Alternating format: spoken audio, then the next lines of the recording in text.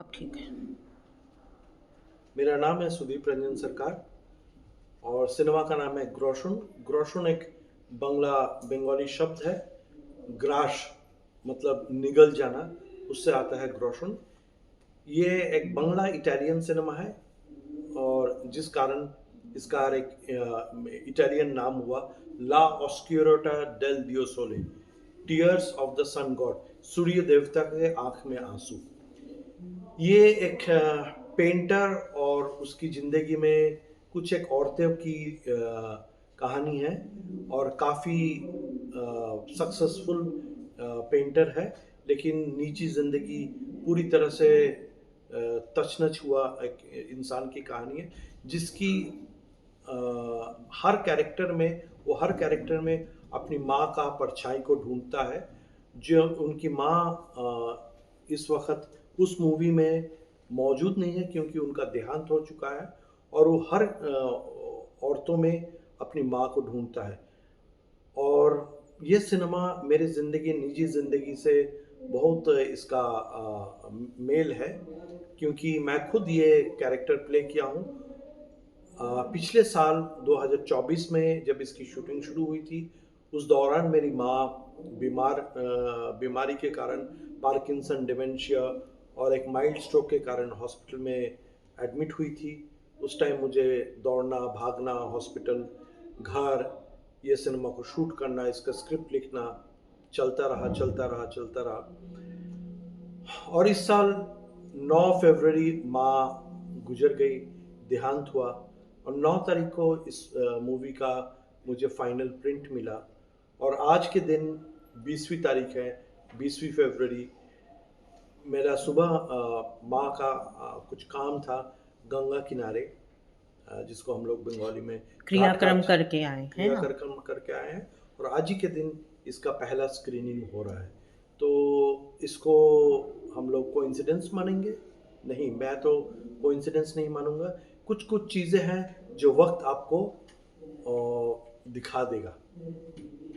ठीक है सर, आपकी पिक्चर में एक सीन है जहां आपकी लड़की खुद की आती है और उसी के साथ आपके आपसी संबंध बनते हैं। तो ये सीन कहाँ, मतलब ये सीन जब आप कर रहे हो तब उस समय कैसा लगता है? नहीं, इसमें मेरी अपनी कोई बच्ची नहीं है, मेरा कोई बच्चा नहीं है। अच्छा। आप क्या इसमें वो विदेशी विदेशी जो लड़की? नहीं, वो मेरी अपनी बच्ची नहीं है। उसकी माँ मेरी एक समय की गर्लफ्रेंड रहा करी है, लेकिन उसका पिता मैं नहीं हूँ। वो अच्छा। अपनी माँ की कहानी जानते हुए मेरे तक पहुँचती है कलकत्ता में। उसके बाद उसके साथ मेरा एक संबंध हो जाता है, लेकिन उसका बाप मैं नहीं हूँ। चलिए, ये जो आपने दर्शकों को बताया, ये बहुत अच्छा काम किया, क्योंकि जब आपने जो मेरे को कहानी भेजी थी, उसमें जो रूप था, वो इसी तरह दर्शा रहा था। इसीलिए मैंने ये स्पष्टीकरण किया आपसे। जी। और आप इस कहानी में जो किरदार निभा रहे हैं साथ में, सर आपके जो, आप जब मतलब निर्देशक होके और साथ में आप एक्टर भी रहे, तो निर्देशक और एक्टर की जो एक्टिंग आपने की, उसमें आपने कैसे सामंजस्य बैठाया? मुझे कोई दिक्कत नहीं हो, क्योंकि ये मेरा पहला मूवी नहीं है जिसमें मैंने किरदार निभाया हूँ। मैं पहले भी मेरी कुछ एक मूवी में मैं डायरेक्शन भी मेरा रहा, निर्देशना मेरी रहा, और मैंने निभाया है।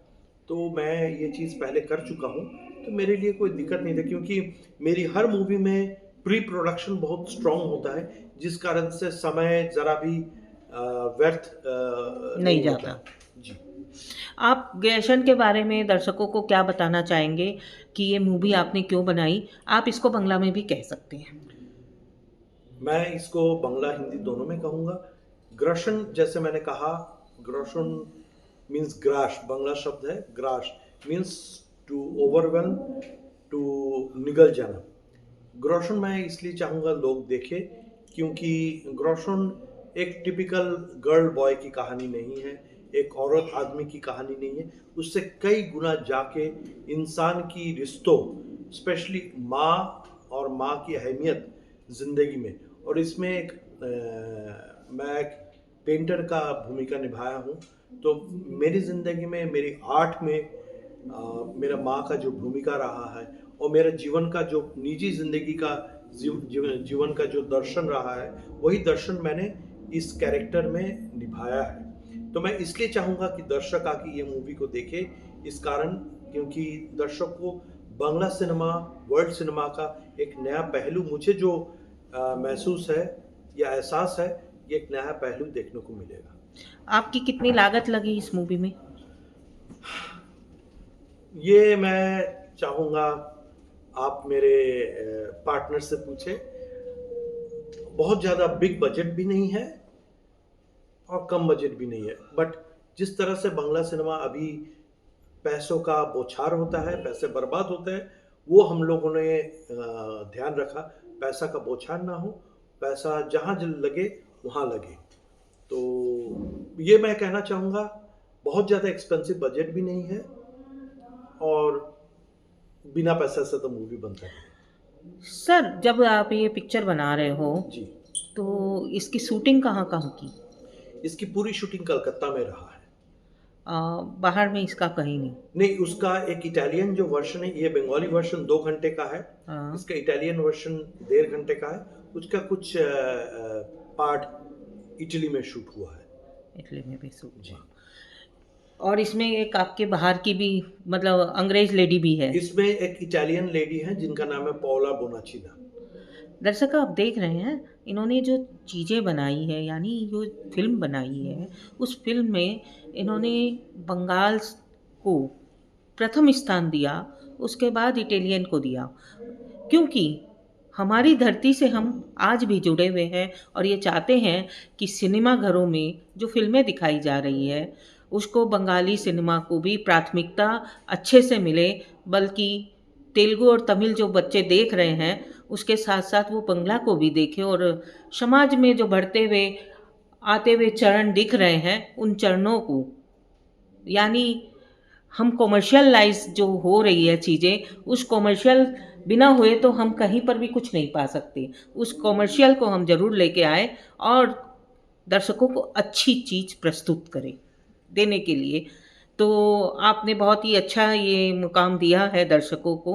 इसके लिए सदीनामा आपको बहुत-बहुत धन्यवाद भी देता है कि आज आपने एक ऐसा काम करके दिखाया और आपकी फ़िल्म भी 2 घंटे की है, तो उस फ़िल्म में आपने पूरे ही समाज को प्रदर्शित किया है कि देखो कैसा समाज होता है और क्या है।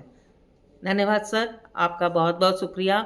आने वाले समय आप लोग इसी तरह की फ़िल्में बनाते रहिए और दर्शकों को देते रहिए।